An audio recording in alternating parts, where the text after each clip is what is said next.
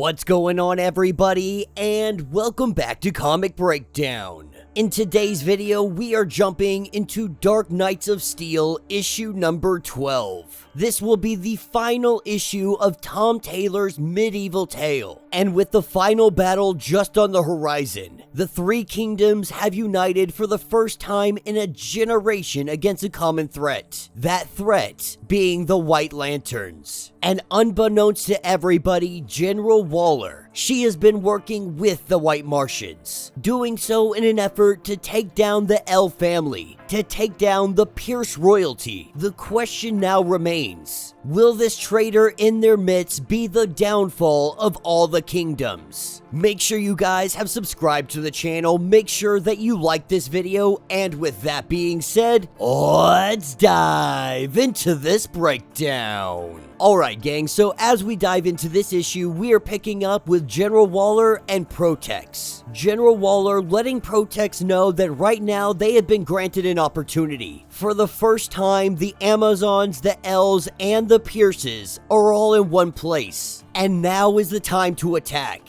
One fell swoop taking out all of the families. And while the castle may be surrounded in flames, Waller has a secret group at her command, led by Captain Deadshot. Tomorrow before dawn, the group will extinguish the flames. It will open up the army, and the slaughter can begin. But Waller lets it be known that she will not have any of her soldiers or people touched. That when this war is over, the world will belong to Protex. But General Waller's kingdom and her people, they will remain hers. This is the bargain that they have struck, the deal with the devil that they have both made. While we pick up at the kingdoms, we see that they have formulated a plan. They know that the White Martians will attack. And so together, the advisors to the kingdom have given their advice. With the help of Bobo the Chimp, they have figured out exactly how they're going to handle this situation. And so while the kingdoms make their preparations, we are taken to the front line. We pick up with Captain Cold. And right now, he is putting out those flames. As the flames begin to dwindle, as the fires slowly become extinguished, the sky fills with a green smoke. As the smoke prepares to engulf the front lines, this is where Canary lets out a scream so powerful that all of the smoke dissipates. And when the smoke clears, they see the White Martians wielding their kryptonite blades. This battle has fully gotten underway, and while the soldiers do their best to hold the lines, it is not long before we have the arrival of our heroes. Superman being the first to strike Protex, but as quickly as they get to the battlefield is as quickly as they leave. And with their exit, Protex and his forces follow. That is what takes us to Mount Kristoff, the final stand, with our heroes finding themselves completely surrounded. What the White Martians didn't know is that 17 years prior, the L's had appeared to humanity. It had been 17 years since they saved the kingdom from erupting volcano. A little bit of a push from the Queen and Princess, and this mountain erupts again. And with the explosion, flames go in all directions. White Martians flee for their life. And the icing on the cake,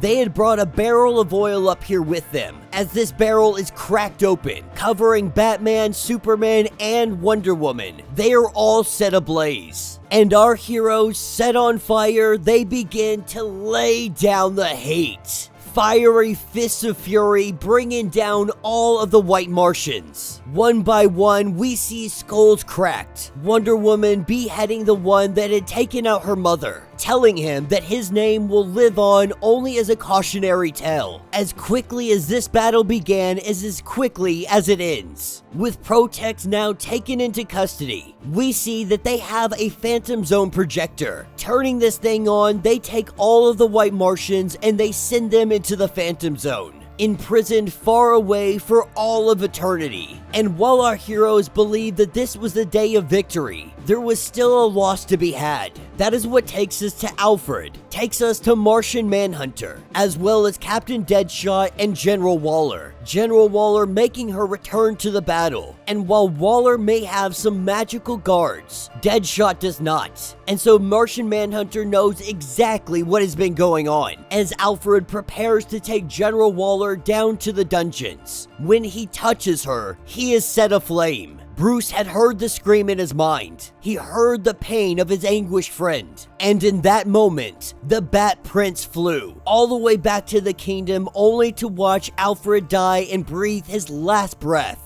Amanda Waller, taking an opportunity, she blames Deadshot, draws out her sword, and drives it into his stomach, saying that Deadshot was working with the aliens, but she had discovered his treachery too late. But now the war is finally over. As we pick up a little bit later, preparing for a historic treaty, they have brought a pin to Bruce, saying that he should be the one to sign for the Elk Kingdom, that by all rights, it is his birthright, that he should be the one to rule, that he is both Wayne and El, and while he sees it as a great honor, he declines the throne, that he will do all he can to serve the kingdom, but he must not sit upon the throne. He will not sit upon the throne. As Kal-El and him have a conversation, he really wants to learn who he is. He wants to explore, to go to places where nobody has heard of the bastard Bat Prince, with Kal-El fully understanding. When he fought to protect them, he would always stop Kal-El from coming with him, but letting him know that when he does realize he is worthy to lead, he will gladly follow the Bat King.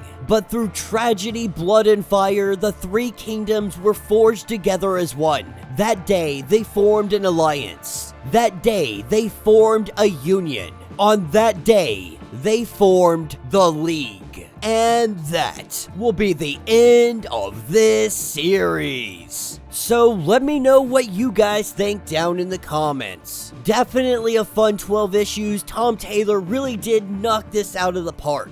The only thing that truly took away from this was all of the delays. Having to wait months for a comic book to come out really takes away from the oomph that is in the story. You know, and we're all pretty understanding. We understand that things happen, whether it be delays in printing or something going on with an artist or a writer and they can't get their deadlines out in time. We fully understand this, but it doesn't change the fact that having to wait months and months and months for a story to come out or a next comic to release, it really puts a hampering on the impact of the comic.